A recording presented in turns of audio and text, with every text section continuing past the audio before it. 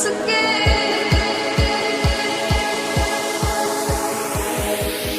Öyle hissettim.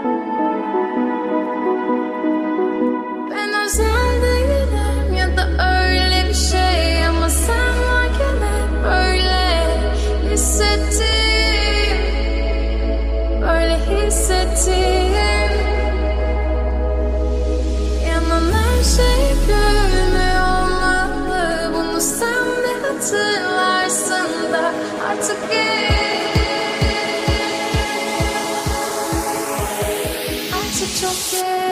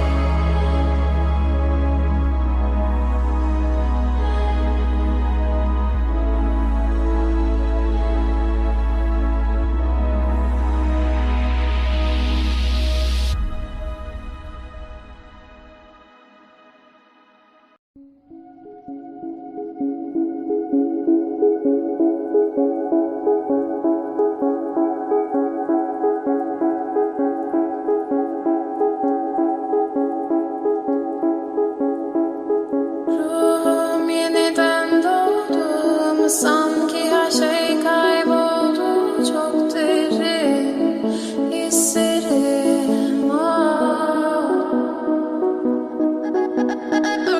Omzum yükle doldu ama bende vazgeçmek yoktu. Bitmedi, bitmedi, bitirmedim. Ben özel değilim ya da öyle bir şey ama sen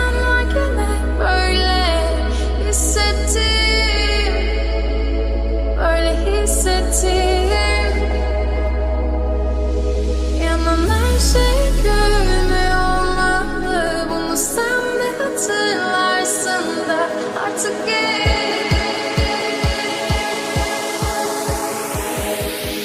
Öyle hissettim.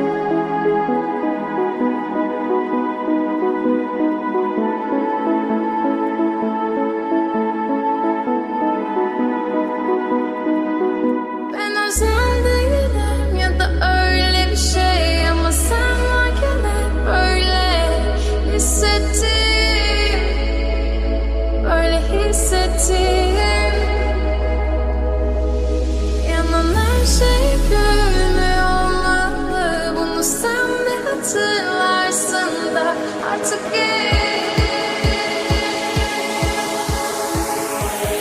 Artık çok geç.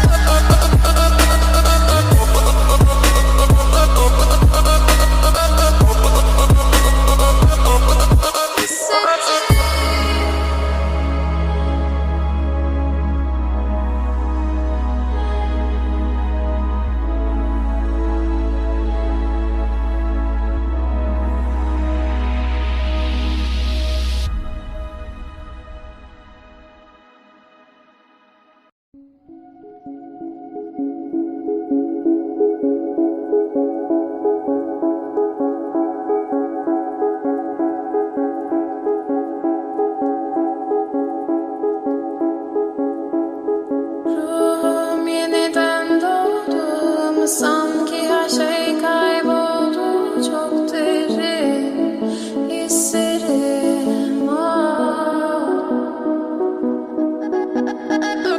Omzum yükle doldu ama bende vazgeçmek yoktu.